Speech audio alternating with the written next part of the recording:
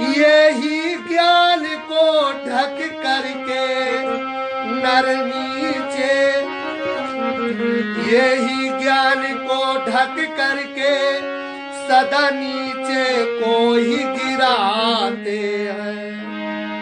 इनका ये वास स्थान है। मन, बुद्धि और इंद्रियां, ये इनके वास स्थान है। अगर तुमको इनको मारना है तो इन्हीं में जो है इसकी खोज करो, और ये मन, बुद्धि और इंद्रियों में ही इसका निवास होता है। इसलिए हे अर्जुन, इससे पहले इंद्री बस कर। अगर सैनिक राजा के बस में ना हो तो उन्हीं सैनिकों के द्वारा उसको क्षति पहुंच सकती है। इसलिए सैनिक जो हैं, जितनी भी इंद्रियां हैं, जितनी सेना है, इनको सबसे पहले राजा को अपने बस में करना चाहिए। तो जब राजा अपने बस में करेगा इन सभी सैनिकों को, तो जो आदेश राजा दे वही ये करें तो समझो ठीक है, और जो ये इंद्रियां जो कहे वो राजा को करना पड़े तो फिर गड़बड़ है। इसलिए कहा है, इससे पहले इंद्री बस कर और काम मार दे है अर्जुन। विज्ञान ज्ञान को नाश करे, यह काम तुम्हारा है अर्जुन। भगवान कहते सबसे पहले तुम अपने इंद्रियों को बस में करो। ये जितनी भी इंद्रियां हैं, इन इंद्रियों के चाहनाओं को पूर्ण मत करो, इनसे उपरान होने का प्रयत्न करो। और जब इंद्रियों को अपने बस में कर लोगे तो ये काम को मारने में तुम्हें बड़ी सहजता से इसको आप सफलता को प्राप्त करोगे। भगवान कहते हैं जो ज्ञान विज्ञान को नाश करने वाला ये काम है, उसको बड़ी सहजता से आप पराजित कर सकते हो।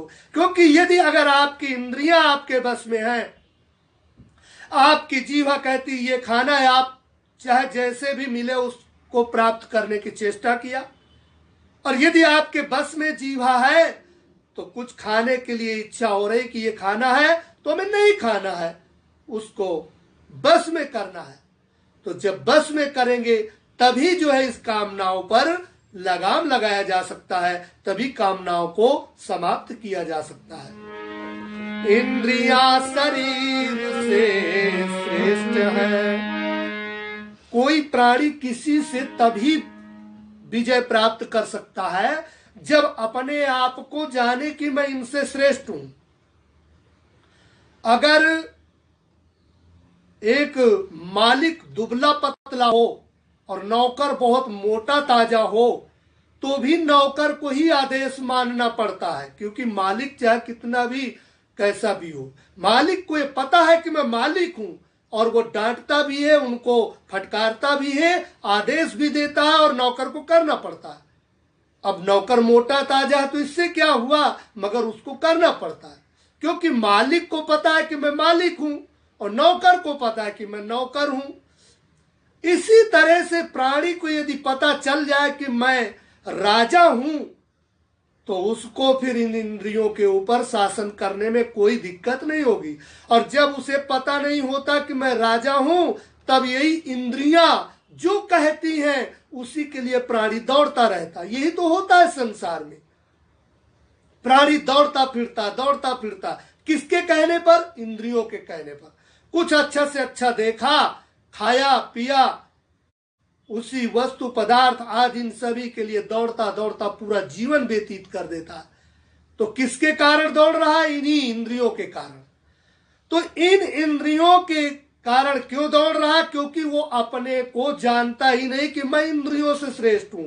इसीलिए भगवान श्री कृष्ण अर्जुन को ये कहते कि अर्जुन सबसे पहले तो तुम ये जानो कि तुम सबसे श्रेष्ठ हो। कहा क्या कहते भगवान?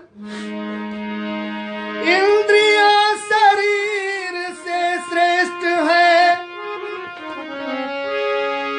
और इंद्रियों से श्रेष्ठ मन होता है, और मन से भी श्रेष्ठ बुद्धि तेरी, और आत्मा श्रेष्ठ सभी से होता है। तुम्हारा इन सब पे शासन चलता है, बुद्धि पर तुम शासन करो, मन पे शासन करो, और तुम्हारे बिना ये कोई कार्य करने वाले नहीं है।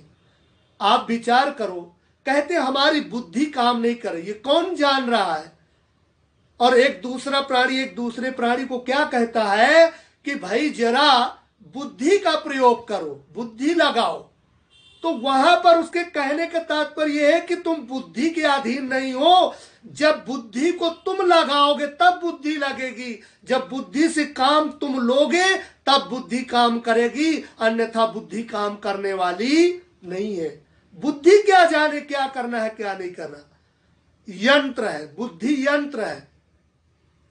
बुद्धि गाड़ी ये नहीं जानती कि हमें कहां लेके जाना है, मेरे मालिक को कहां लेके जाना, गाड़ी को पता नहीं है। गाड़ी में बैठा हुआ जो वो चला रहा उसे पता है कि मुझे कहां लेके जाना है, गाड़ी को पता नहीं है कि कहां लेके जाना, मगर उसी गाड़ी के द्वारा वो चला करके जा रहा गाड़ी से। इसी तरह जिस बुद्धि के द्वारा हमको अपने मार्ग को तय करना है, हमको चलना है, उस बुद्धि को ये पता नहीं कि मुझे कहां लेके जाना, क्योंकि बुद्धि जड़ है। बुद्धि जो है अपने से उसकी कोई सत्ता नहीं है। हम उस बुद्धि से जब काम लेंगे तब हमारी बुद्धि काम करेगी, और यदि बुद्धि से काम नहीं लेंगे तो जड़ की जड़ वो पड़ी रह जाती है। तो कहते हैं बुद्धि से काम लेंगे तो बुद्धि अपने बस में है, हम बुद्धि के बस में नहीं है। मन कहते मन लगाओ, कहते मेरा मन नहीं लग रहा, या कोई कहता मन लगाओ। इसका अर्थ यह है कि मन स्वयं लगने वाला नहीं है, हमें ही मन को लगाना पड़ता है। तो जहां हम अपने मन को लगा देंगे मन वहीं लग जाएगा, लेकिन जहां हम मन को नहीं लगाएंगे वहां मन लगने वाला नहीं है। तो मन रूपी सेनापति, मन सेनापति है, तो सेनापति को बस में करना बहुत जरूरी है। इंद्रियां उसकी सेना है, और बुद्धि मंत्री है, और आत्मदेव राजा है। तो जब राजा अपने सारथी बुद्धि को कहते हैं इधर लेके चलना है रथ, तो उधर ही लेके चलते हैं।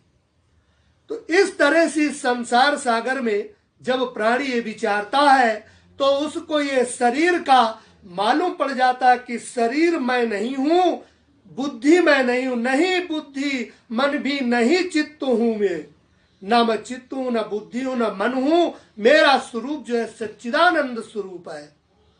तो वहां पर उस प्राणी के अंदर जब ये जागृति होती है, उसको ज्ञात हो जाता है कि मैं नौकर नहीं हूं इंद्रियों का, मैं इंद्रियों का मालिक हूं, मैं बुद्धि का मालिक हूं, मैं मन का मालिक हूं। तो जब मालिक को ये ज्ञात हो जाता है कि मैं मालिक हूं, तो अपने सैनिकों को, अपने प्रजा को वो जैसा आदेश देता है वैसा उनको चलना पड़ता है। लेकिन उसे ज्ञात नहीं है तो उसी राजा को ही अपने नौकर की जैसे स्थिति बितानी पड़ेगी। तो ये बिताने में उसको आनंद कहां से मिल सकता है?